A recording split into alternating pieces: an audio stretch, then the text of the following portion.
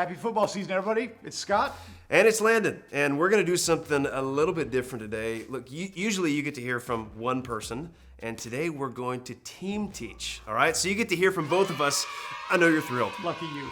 So we were thinking about what it's like to be you. High school student in 2021. School's back, beginning of the new year, around people, which is fantastic. Here at HSM, we love being around people. One of our favorite things is actually seeing you all grow closer together, which is why small groups are awesome. Mm-hmm. And the whole online school, distance learning thing had plenty of downsides. But there may have actually been one potential benefit. Perhaps you agree with this. While it's wonderful to be together, I don't know if you've noticed, but human beings, which we all are, tend to not get along all the time. Now, it doesn't take long to look around culture or maybe your school or your friend circles and begin to see dysfunction and distrust. Now, it's not all bad, but we all struggle at times with relationships, with friendships. So, we're going to talk for the next 3 weeks and learn how to do relationships, friendships well in a series called, and I love this title, Help Me, I'm Human. And Scott is going to kick this off with our key verse for today. Hey, thanks, Landon. So let me just hit you with the verse that we're looking at today right off the bat. It's from the book of Proverbs, and it says this: there are friends who destroy each other, but a real friend sticks closer than a brother.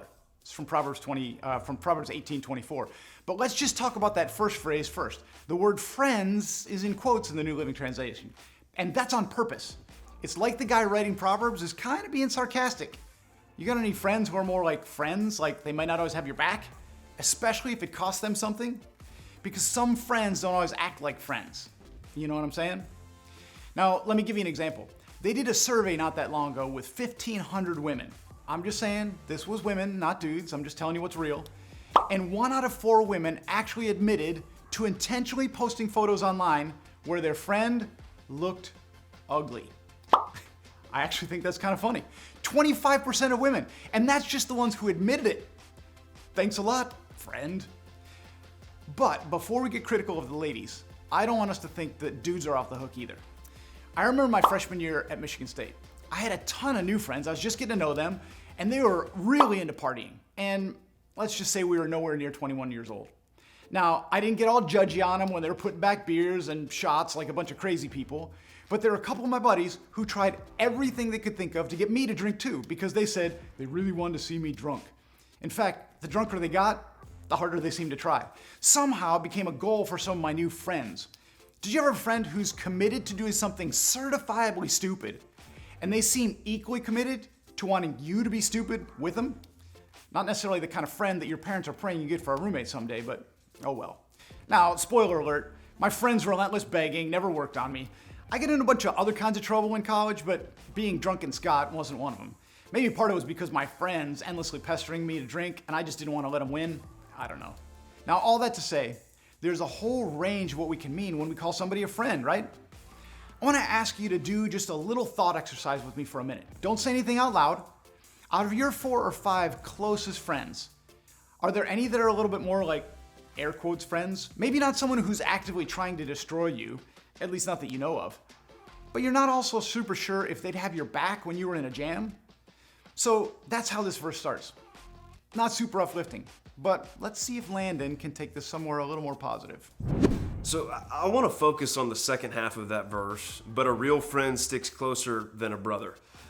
What if you have a brother and he's the worst? That's probably not super encouraging to you. And Scott said this part would be better, and it is, I promise. Let's not jump to a negative conclusion too quickly, okay? So here's what the writer of Proverbs wanted his audience to understand.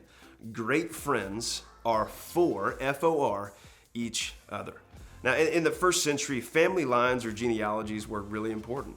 You've seen that before in movies or books when people introduced themselves and said, I'm so-and-so, son of fill in the blank.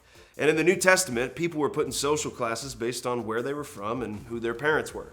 That's why Jesus was so remarkable, because he cared about people that no one else wanted to. So when it says a friend sticks closer than a brother, it means a ton. It means a true friend can be closer than coming from the same family line. It's closer than a brother. That means a lot today, but it was huge then. And I have friends, thankfully, that are like family, that stick close through thick and thin, and that's wonderful. But if I were you, I might be asking this question, okay? That's great, Landon, but what difference does it make if God's a part of your friendship? Because we haven't really got to the God part yet, and this is church, so when does that come in? Well, fantastic question. I hear students all the time talking about they have their church friends and they have their school friends, okay? And here's the truth. I care way less about where those friends are from and more about how they're affecting the people in that friendship, okay? And that includes you. I'm not going to tell you the only friendships are church friendships, but I do believe at my core that a Christ-centered friendship is the best friendship. And it doesn't mean you sit around and sing worship songs all day. No, a Christ-centered friendship is something different. So what is it, right? What's the difference? Well, the biggest difference that God can make in your friendships is reminding you that it's not all about you. Listen to this scripture. Paul writes, "Do nothing out of selfish ambition or vain conceit. Rather, in humility, value others above yourselves." Now, that's different. Think about it. Valuing others above yourself. It's different than what's natural to us. Like it or not, we're born with a selfish bent. Our first thought is what? Us. Our needs, our wants, our likes and dislikes. And I've learned this by having a newborn in my house. She doesn't care if it's convenient for us when she needs to eat.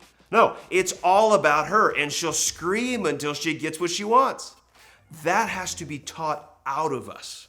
We have to learn selflessness and learn humility. We have to learn how to value others above ourselves.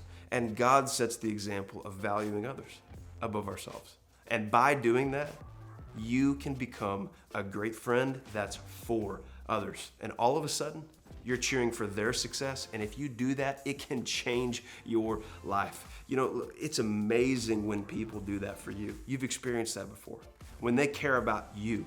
So what if we decided right now, with God's help, to care about others, to be for others? So, to sum it up, basically this verse describes two different kinds of friends. But you've probably lived long enough to know that everybody's not all good or all bad, 100% for you or 100% against you. And so we've got a little challenge for you before small group happens.